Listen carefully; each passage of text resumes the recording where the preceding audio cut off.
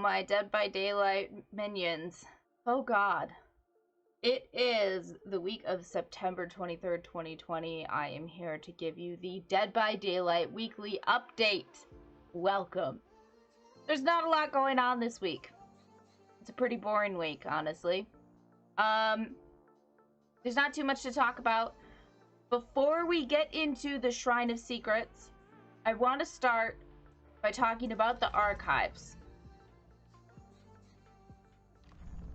We are getting towards the end of the current rift. The rift closes in exactly 2 weeks. We have 14 days left on the current rift. So you need to get through your rift challenges. I want to talk about one specific challenge that has been causing people a little bit of difficulty. It is this killer challenge. Kill the obsession 10 times by any means. This has been causing a lot of trouble for a lot of killers. We've been seeing a lot of killers coming in with Moris, a lot of killers struggling to get this challenge done. I want to show you what I think has been a really successful build for getting this challenge complete. You're gonna get some salty people when you do this, and I apologize for that, but it is effective.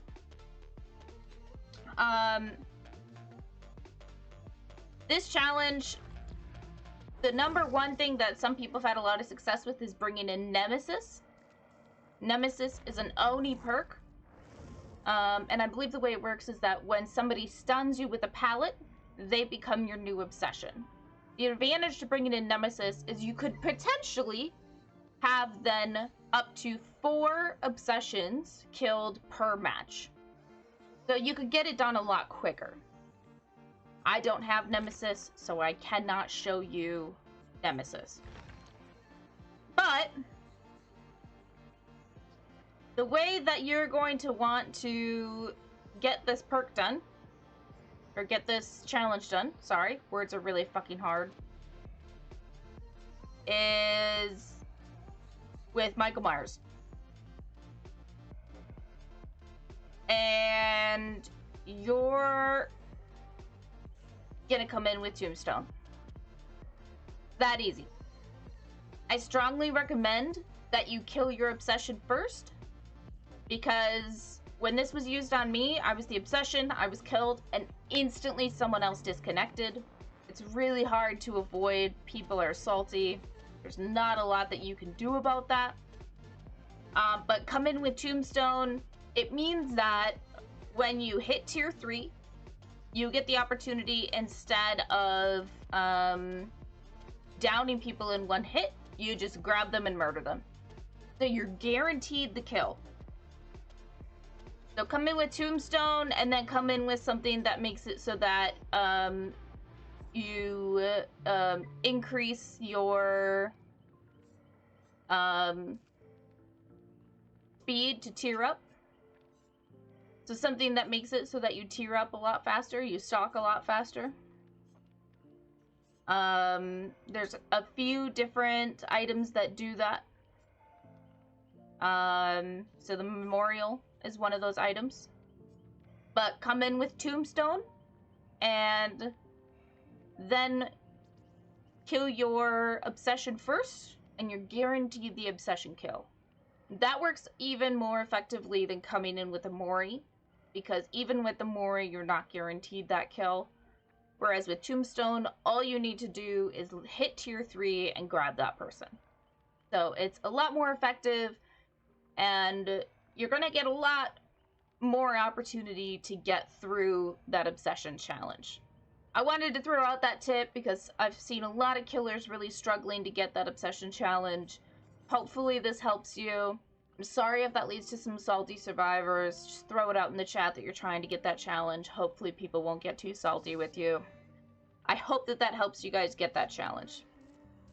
Now, I want to let everybody know, again, you've got 14 days left on the archives. So if you are trying to get through your rift, I know I am. I'm only on tier 46. There are 70 tiers to the rift.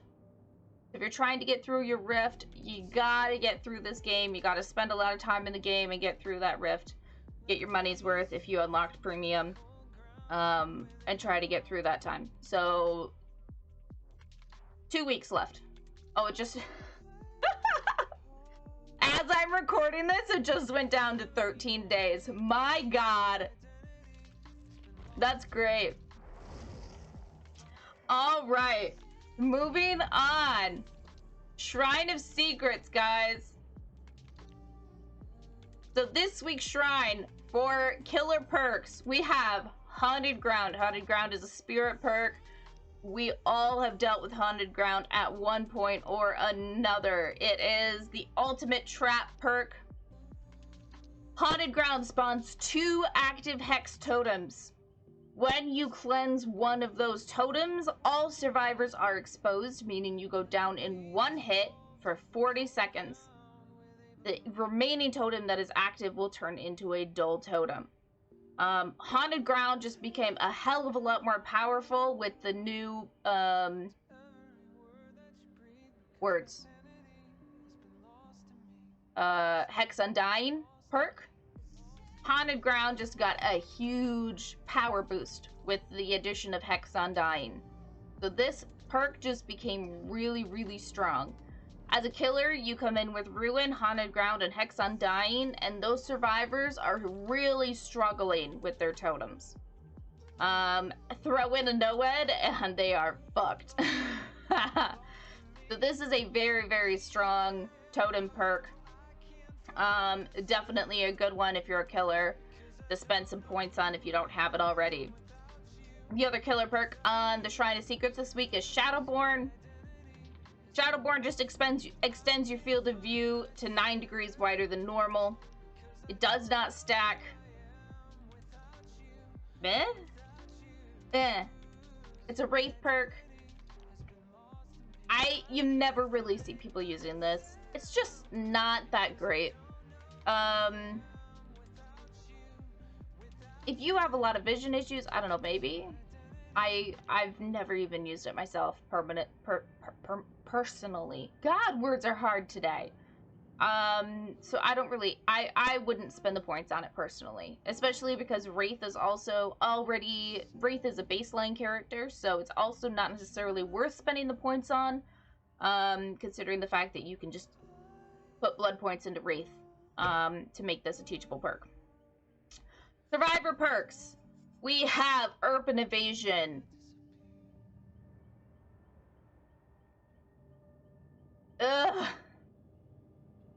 Urban Evasion is a Nia Carlson perk.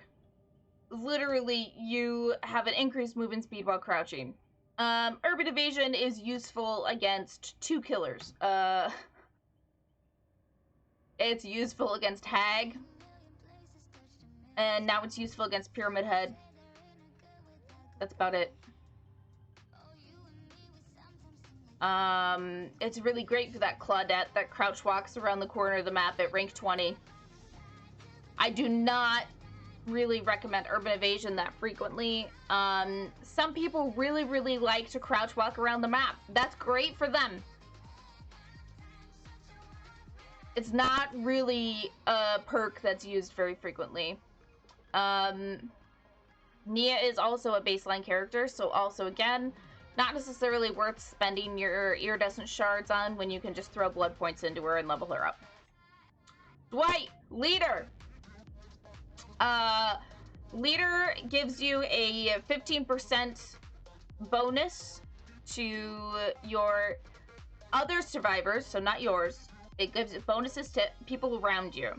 Their healing, sabotage, unhooking, cleansing, exit gates, and chest unlocking speeds, if they're within an 8-meter range from you. It affects for 15 seconds after they leave your effective range. It's a decent perk. It used to work differently way back when. It's an alright perk. It's a decent perk if you're working like Survive with friends, because you can coordinate, and so you know that you're going to be within range of other survivors. It works pretty decently in that sense. It's a good one to have in your arsenal. But again, Dwight Fairfield is a baseline character. So whether or not you want to spend your iridescent shards on this perk versus just leveling up Dwight and making it a shareable perk that way through your blood points, I don't know that you need to spend your iridescent shards getting it on the Shrine of Secrets when you can just level up your baseline characters. So if you were going to buy any of these perks, I would buy Haunted Ground. Spirit is not a baseline character, and so she's one of those ones that if you don't own the character, this is one of those ones that's worth spending iridescent shards on. All of the others are from baseline characters that you could just spend blood points leveling them up and making their perks shareable. Of the survivor perks, I would prefer leader personally over urban evasion. It gives everybody else some benefits, and like it'll benefit them healing you, for example. You can stand next to them so they unhook or open the gate faster, things like that. So it's definitely a perk that does have its benefits. I personally prefer Prove Thyself because I'd rather get the boost on gen speeds, but it definitely has its uses. So that's the Shrine of Secrets this week. Okay perks. It definitely has their benefits. But again, I just want to remind everybody you've got 2 weeks left to get through your archive challenges. If anybody wants to throw any tips or tricks for any of the more difficult challenges in the comments below, feel free to do that. Help your fellow survivors and killers out. Remember, guys, this is a game. The goal with a game is for everybody to have a good time and to help each other out. Do not get salty because somebody's trying to get a challenge done. And don't play toxic. We want to have a good community in this game. We do not want to create a community that people don't want to play in. Remember, if you're creating a game that other people don't want to be in, you're not going to have anybody to play against. So, be a good survivor, be a good killer, make it a fun game for everybody. This is Lady Loki. I am going to sign out from our weekly update. I will see you guys next week. Feel free to come check out my Twitch channel if you haven't already. I can't wait to see you guys later. I hope you have a fantastic rest of your week. Have a great rest of your day. Bye!